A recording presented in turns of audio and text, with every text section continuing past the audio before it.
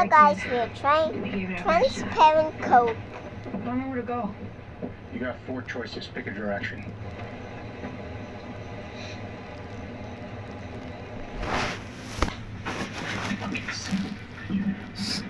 Move to plan B. Ano ba yan?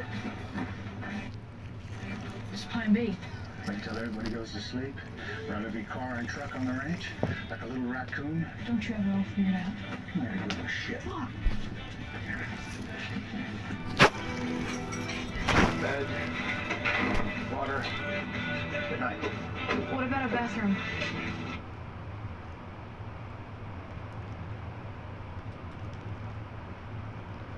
There's art and fun.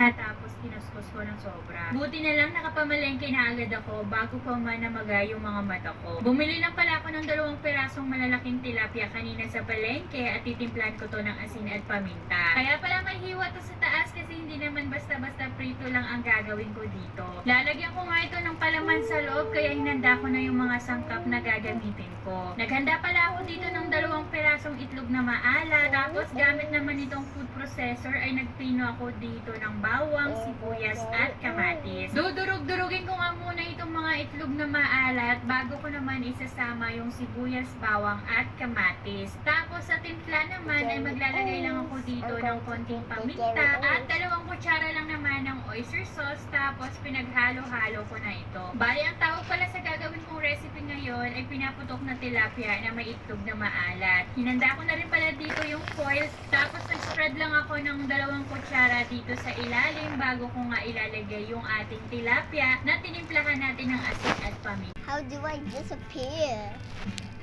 How? How do I disappear?